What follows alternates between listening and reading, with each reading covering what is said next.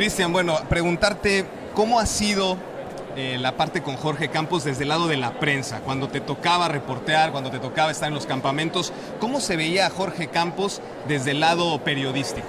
Bueno, Jorge Campos siempre fue una figura, la más mediática de todas en la selección mexicana, en las que él estuvo, incluso no es que opacara, pero bueno, competía tan fuertemente con una figura como Hugo Sánchez, cuando Hugo ya estaba en la parte final de su carrera, y Jorge siempre lo que tuvo es que fue un tipo abierto, ¿no? Un tipo como lo vemos hoy en día, siempre fue así, es un personaje que sabía la importancia que él tenía desde lo mediático en una época en donde solamente existía la televisión, la radio y la prensa escrita. Y bueno, Jorge supo traspasar esas fronteras y siempre fue muy amable para con la prensa.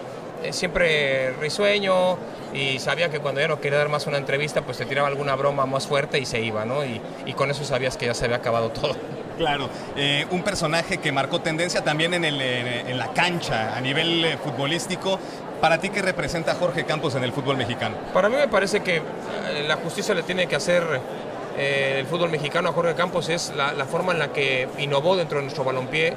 Un tipo que podía jugar dos posiciones y que no le gustaba ser portero, pero que por un acto de beneficio para el club en donde él jugaba, que era Pumas, dejó su gusto por el entrenamiento de delantero y se dedicó a ser portero porque así lo pidió Mejía Barón. Es un hombre que fue icónico, más allá de la ropa que él usaba, pues por supuesto que llamaba tanto la atención que en todo el mundo lo empezaron a ver, pero eso iba compaginado absolutamente con su estilo de juego, irreverente, salía demasiado, alocado. Esto también le provocaba, por supuesto, errores y errores graves. Los detractores de Jorge, que no hay pocos también, tienen videos sobre sus errores que son clamorosos, pero pues habrá que empezar a sacar los videos de tantas veces cuando jugaba y dónde jugaba el equipo mexicano o los equipos donde él participaba. Jugaban 25 metros adelantados, jugaban en la línea del medio campo porque tenían a un líbero que estaba fuera del área constantemente jugando con los pies. Entonces Jorge Campos fue para el fútbol mexicano adelantado bajo cualquier parámetro, un tipo disruptivo en la posición y un tipo que supo compaginar en su momento incluso también el estilo muy que en su momento llegó a tener Amadeo Carrizo o Hugo Orlando Gatti o lo que tuvo René Higuita. Bueno, Jorge Campos lo tuvo y él lo compaginó también con un estilo verdaderamente loco en su vestimenta de ropa que él mismo diseñaba. Años después te toca tener a Jorge Campos como compañero en transmisiones de fútbol. Una vez que lo tuviste a lo mejor del lado del deportista, del lado periodístico, ahora te toca compartir con él desde hace muchos años en una transmisión. ¿Qué aporte le da Jorge Campos en este lado? ¿Cómo lo has visto? ¿Cómo te has sentido trabajar junto con él? Bueno, Jorge es el más importante de todos los que trabajamos en TV Azteca Deportes, me parece, desde el punto de vista de lo mediático que es, de la importancia que tuvo como deportista, de lo trascendente.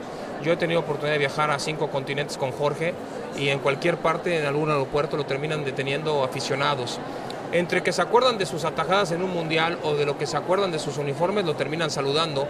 Hay que recordar que, por ejemplo, él en Japón es un tipo muy reconocido porque incluso en la serie de Supercampeones hizo a un jugador que se apellidaba Espadas en la serie con los uniformes de Jorge y representaba a México. Entonces, él trascendió más allá, es como una cultura pop. Jorge Campos es una cultura pop del deporte.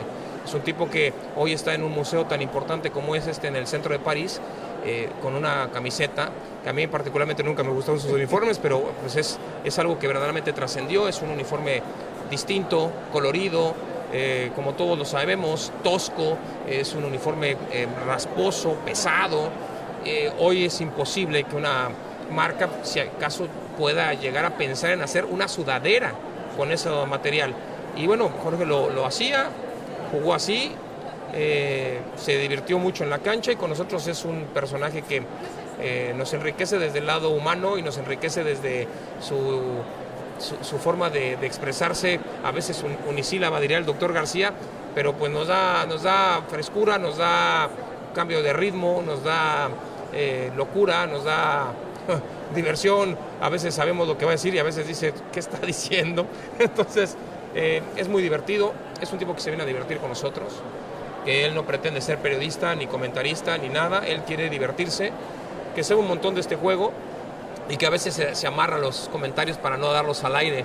Le decimos, ¿y esto por qué no lo comentas al aire? Pues, ¿por qué me vengo a reír?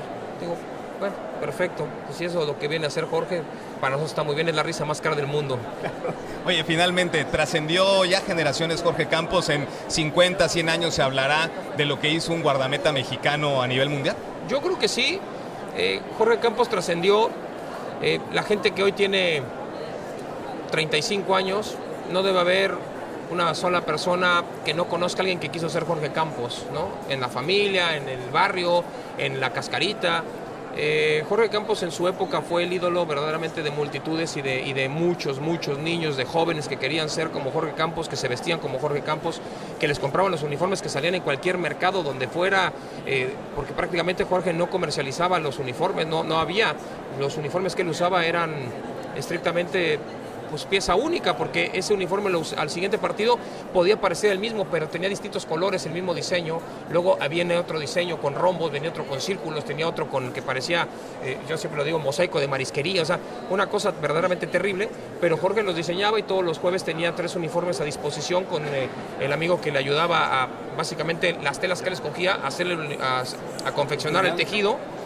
Y él los escogía los jueves y el viernes o el fin de semana salía a jugar con el uniforme que él escogía y el siguiente jueves tenía otros 3 uniformes, hacía hasta 273 uniformes que él pensó porque un día le gustaba el surf y porque un día encontró que, por ejemplo, cuando jugó el Esperanza de Toulon en Francia, de chavo, le gustaron mucho los colores que en esa época, en ese verano específicamente en el sur de Francia, eran chillones y eran llamativos para la gente que estaba de moda. Entonces, le gustaron esos colores, más los colores mexicanos, más las tablas de surf que tienen rayos y que tienen diseños extraños. Él eso lo iba plasmando y un amigo suyo loco le dijo, pues si sabemos los uniformes con los que juegas, y él en esa época tuvo la oportunidad de poder utilizar uniformes cuando la marca patrocinadora de incluso la selección mexicana no quería que él usara ese uniforme. Y bueno, Jorge dijo, si no uso mis uniformes yo no voy con la selección, y la marca en ese entonces inglesa que patrocinaba a México aceptó ponerle un parche. Cuando se dieron cuenta del éxito mundial, incluso con los comerciales que llegó a hacer Jorge Campos en el futuro, le quisieron hacer un contrato y Jorge dijo que ya no, y entonces terminó con la marca de Estados Unidos, ¿no?